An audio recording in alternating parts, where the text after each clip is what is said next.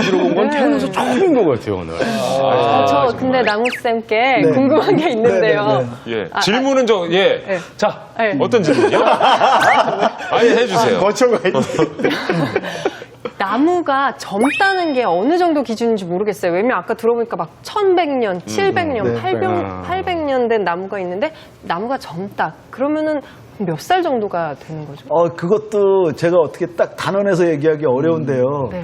예를 들면 우리나라의 느티나무 중에 1200년 된 느티나무가 있거든요. 존재하고 있거든요.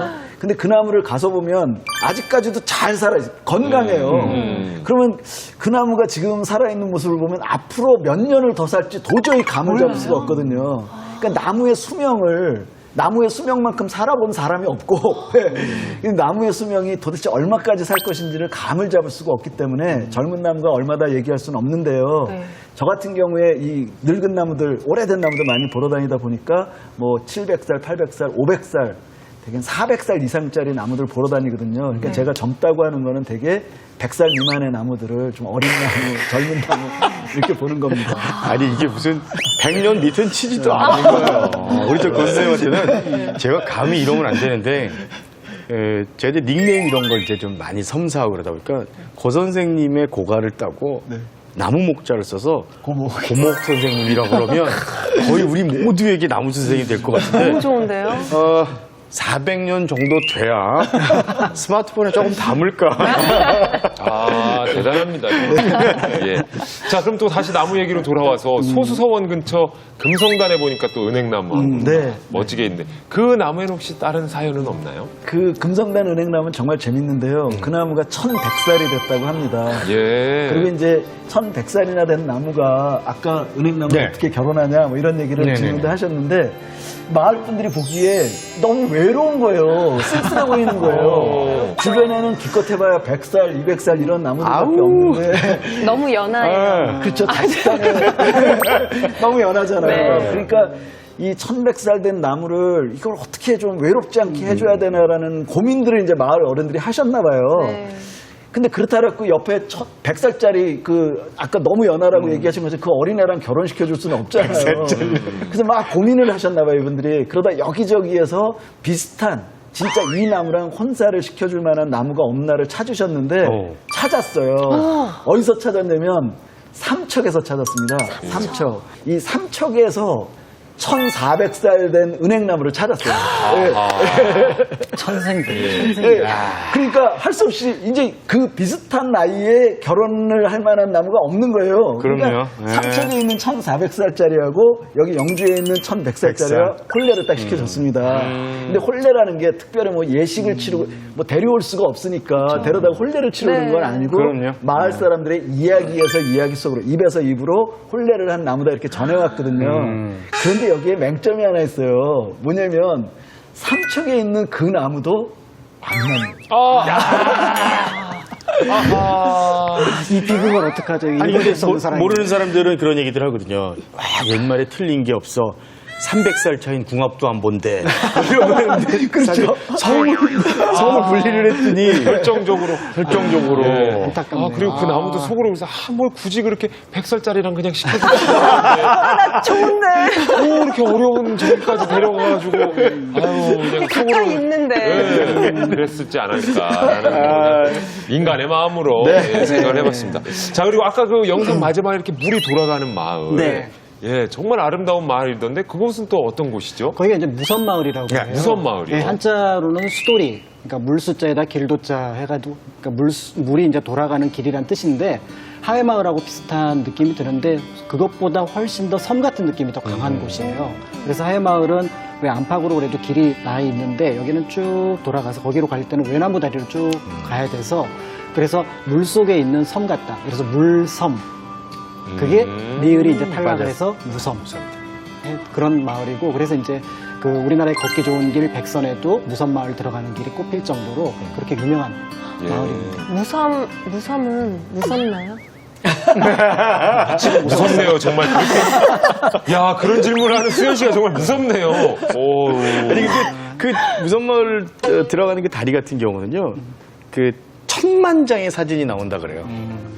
보는 각도에서 전부 달라지는 거예요. 다리 위에서 보는 거, 위에서, 아래서, 뭐 또 좌우 할 것 없이. 그러다 보니까 대한민국의 영상이나 사진 하시는 분들은 거기 그냥 뭐 거의 성지처럼 느낍니다.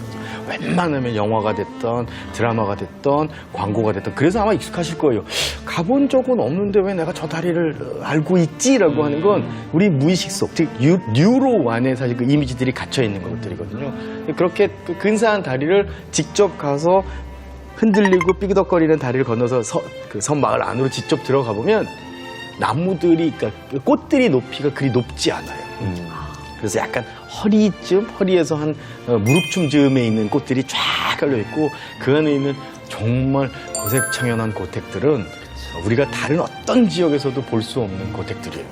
그리고 또 우리 뭐 늘 승훈한국책께서 말씀드리는 거지만 바람길을 한번 찾아보시면 가을바람을 만끽하고 오실 수가 있습니다. 예. 거기 마을이 그렇게 크지 않거든요. 네, 작죠. 예, 작은 마을인데 말씀하신 것처럼 고택들이 진짜 오래된 고택들이 네. 있어서 분위기가 참 좋습니다. 예. 그리고 이제 그 강 물 돌아가는 것도 말씀하신 것처럼 아주 예쁘고 그런데 최근에 그쪽에 영주댐이 생겨서 물 들어오는 양이, 물 유입량이 적고 흐름이 달라지고 해서 예전에 그 아름다웠던 풍경이 차츰 예전만 못하다라는 그런 평들을 많이 하시는 것 같아서 예. 저는 좀 안타까운 마음이 좀 있습니다. 예. 수현 씨, 이제 슬슬 우리 단풍놀이도 하고 있는데. 네, 이렇게 부석사 얘기도 한참 하고 네. 단풍 보러 걷고 또 걷다 보면 너무 배고파요. 배고프죠? 맛있는 거 먹고 싶어요. 김희진 가이드. 단풍놀이도 식후경이라고. 네. 일단 기분 좋은 건 영주의 가장 대표적인 음식은 주머니가 가벼운, 사정이 가벼운 사람들조차도 굉장히 행복하게 드실 수 있는 음식이 있어요. 가장 서민적이고 가장 영주를 닮아있고 또 우리를 닮아있는 음식이 바로 묵밥이에요. 묵밥이? 묵밥이 좋아지기 시작하면은 나이 드는 거라고 그러거든요. 어쩐지 아직. 이게 굉장히 중요한 겁니다. 가지나물이 좋아지고 묵밥이 좋아지면 이제 철들기 시작한다는 얘기가 있어요. 근데 그리고 단풍이 예뻐지면. 단풍은 예쁜데. 근데 이제 그 슴슴한 것들이 어쨌든 이제 그러니까 눈으로 보는 것들은 굉장히 화려하게 눈으로 먹었는데 사실 음식을 보면 소박하고 소탈해요. 묵을 직접 쏘가지고 길쭉길쭉하게 채를 썬 다음에 육수를 이제 멸치나 뭐 해산물들 이용해서 채소도 넣고 해갖고 우려낸 육수를 뿌려줍니다. 그 위에 고명도 좀 올리고 굉장히 슴슴해요. 근데 묵의 핵심은 얼마나 부드럽고 그리고 또 얼마나 고소하고 얼마나 코끝이 향에 쫙 올라오느냐거든요. 거기다 육수의 농도까지 맞추려면 묵밥은 아무나 할 수 있는데 쉽게 맛있게 만들기는 어려워요. 그럴 것 같아요. 그러다 보니까 영주는 워낙 많은 집들에서 묵을 좀 쓰기 시작을 했었고 그래서 대부분 가시면 영주에서는 그냥 묵밥 달라는 소리 잘 안 하세요. 우리 사골묵밥 먹으려면 어디 가야 돼요? 라고 물어들 보세요. 사골묵밥 같은 경우는 뭐 묵의 질감, 뭐 향 다 좋습니다만 특히나 매력적인 건 숟가락으로 이렇게 묵을 뚝뚝 떠서 먹다가 묵사발에 있는 녀석들을 떠 먹다가 옆에 곁들여주는 조밥이 있어요. 노란색 안개꽃 핀 것 같거든요. 근데 그 녀석들을 국물을 밥 공기로 반 정도를 국물에 말아갖고 쏙쏙 비빈 다음에 그리고 이제 김치 올라오는 것들이 있으면 척하니 걸쳐서 먹게 되면 이것이 비로소 영주인가 보다 하게 됩니다. 영주의 맛. 영주의 맛. 또 듣는 것만으로도 이렇게, 예, 왠지 좀 침이 고이고, 꼭 먹어보고 싶어 하는데. 자, 또 다른 이제 영주의 볼거리. 예, 네. 어느 지역이 또 좋은지 소개를 해주신다면. 부석사 들어가셨다가 부석사에서 나오시는 길에 거기 병산리라는 곳이 나오는데 병산리에 나지막한 언덕이 있고 언덕 위에 갈참나무라는 오래된 나무가 있어요. 예. 갈참, 이제 식물학적인 이름은 갈참나무고요. 그게 이제 도토리나무예요. 네, 도토리나무죠. 네, 도토리나무인데 이 도토리나무가 6종류 중에 잎사귀가 널찍한 게 몇 가지 있고 잎사귀 가느다란 게 있는데요. 이 갈참나무 잎사귀가 넓어요. 네, 잎사귀가 넓은 나무에서 지금 이 가을에 단풍이 든다면 얘는 빨간색은 아니거든요. 갈색으로 드는데 아까 처음부터 제가 말씀드렸듯이 단풍 새끼라는 것, 색깔이라는 것은 이 그 계절의 변화를 준비하는 생존의 안간힘이라는 걸 생각하고 본다라면 얘가 이 가을에는 얘는 색깔이 매번 달라지진 않습니다. 늘 갈색인데요. 이 갈색으로 변화한 게 저렇게 열심히 살다가 저 넓은 잎으로 생의 어떤 한 단면을 극적으로 변화시켜 보이는 모습을 보신다라면 아주 좋을 듯한데요. 저는 이 나무를 제 책에다가 표현하면서 나무마다 다 뭐뭐뭐뭐한 나무 이렇게 다 표현을 했는데 이 나무는 도저히 표현할 도리가 없어서 제가 그렇게 썼어요. 이 나무의 아름다움을 표현할 도리가 도저히 없어서 이렇게 표현할 수밖에 없다. 참 예쁜 나무. 이렇게 표현한 적이 있거든요. 그러니까 더 이상 저는 다른 표현이 생각이 안 나고 정말 예쁜 나무라는 이상으로 이제 얘기하기가 어려운 하지만 굉장히 예쁘다로는 조그만 것처럼 생각이 드는데 이 나무 굉장히 큽니다. 600년 정도 된 나무고 이 바로 옆에는 폐교된 초등학교도 있고 한데요. 그 분위기가 참 좋아요. 한적한 시골 마을에.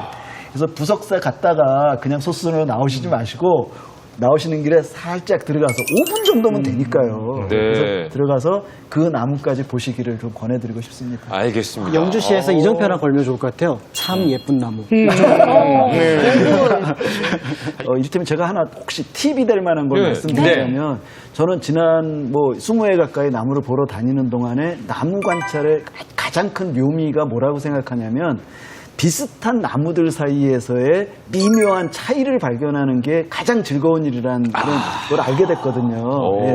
그러니까 단풍이라고 할 때도요, 다 빨갛지 않거든요. 이제 그렇죠. 아까 우리 빨간색, 주황색 네, 뭐 이렇게 세 노란색 가지로 뭐 딱 이렇게 구분을 했지만 빨간색 계통도 다 빨갛고 똑같은 빨간색이 아니거든요. 이를테면 제가 사는 그 아파트 단지에는 요즘 다른 데도 많이 심겠지만 중국 단풍이라는 나무를 많이 심어요. 이렇게 단풍나무가 이렇게 쫙 이렇게 갈라지지 네, 않고 넓적하게 오리발처럼 이렇게 뭉툭하게 되어 있는 쌈채처럼 생긴 네네 그런 나무가 있는데 이 중국 단풍의 경우도 빨갛게 단풍이 드는 나무이지만 빨간색이 그냥 빨간색이 아니라 핑크빛으로 도는 경우들이 있거든요. 다 그렇지 않아요. 그러니까 이 중국 단풍 중에서도 어떤 거는 빨갛게 드는데 어떤 거는 핑크빛으로 드는데 저희 집 근처에 있는 중국 단풍은 유난히 핑크빛이 강하게 들어요.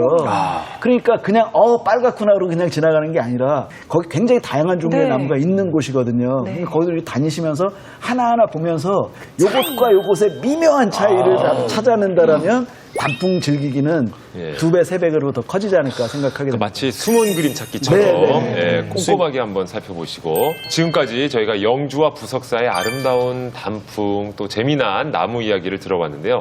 오늘 정말 단풍놀이를 주제로 가을을 만끽한 것 같아요. 화면으로나마 어떠셨어요 오늘?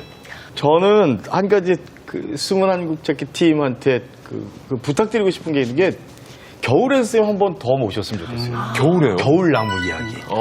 왜냐면 잠든 친구들, 동면을 한 친구들은 과연 어떤 얘기들이 펼쳐질지 제가 왜 이런 부탁을 드리냐면 지금까지 이 자리에 앉으셨던 훌륭한 선생님들이 참 많은데 제가 오늘처럼 편한 건 처음이었어요. 저도 왜 너무 그럴까 재밌었어요. 고민을 했더니 사람 옆에 나무가 있었어요. 그게 휴자예요. 사람이 쉴 수 있는 휴자. 오늘은 그럼 쉬셨네요. 휴식하고 휴게소 할 때 휴자거든요. 그러니까 사람은 나무 옆에 있어야 편해진다는 사실을 오늘에서야 느꼈어요. 야, 그럼 두 분이 합쳐서 지금 쉴 휴자가 된 거예요? 쉴 휴자가 된 거예요. 예. 오늘 정말 스페셜 가이드로서 네. 재미난 나무 얘기도 많이 해주시고 단풍놀이에 대한 단풍 여행도 좀 이끌어 주셨는데 어떠셨어요? 나무 이야기를 이렇게 많은 분들에게 할 수 있는 기회를 주셔서 감사드리고요. 이 단풍이야말로 정말 나무들이 우리 곁에 있는 또 하나의 생명이 자기만의 방식으로 살아가려고 하는 안간힘이다라는 걸 생각하면 제 생각에는 그냥 아름답다라는 것과 저것도 살아가려고 저렇게 애를 쓰는구나라는 걸 볼 때 우리의 느낌은 달라지지 않을까라는 생각을 꼭 말씀드리고 싶고요. 그렇게 극적인 변화를 이루어가는 생명들의 변화는 꼭 숲에 가서만 있는 것이 아니라 다 가까이에서 찾으셨던 것처럼 우리 아파트 단지 안에도 있다라는 말씀을 드리고 곁에서 나무를 한번 보시라고 권해드리고 싶습니다. 네. 다시 한번 오늘 좋은 말씀 고맙습니다. 네. 진짜. 예. 꼭 정말 계절이 바뀌면 네. 예, 바쁘시더라도 꼭 한번 저희가 나무 한 그루 여기 놔드릴게. 옆에서 보시면서 연구하시면서 같이 방송해 주시고 해주시기 바라겠습니다. 네. 자, 한국을 여행하는 새로운 방법, 또 여행을 대하는 새로운 자세를 늘 고민하는 숨은 한국 찾기. 오늘 순서는 여기까지입니다. 저희는 다음 주 토요일 밤 9시 55분에 어김없이 찾아오겠습니다. 고맙습니다.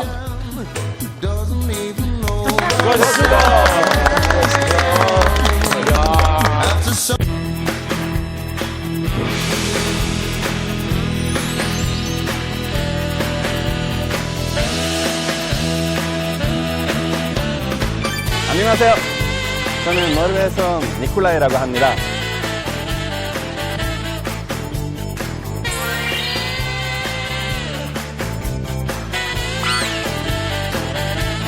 어떻게 보면 제가 불행해요. 왜냐하면 내가 순천에 이제 그 남도 김치를 공수해서 먹거든요.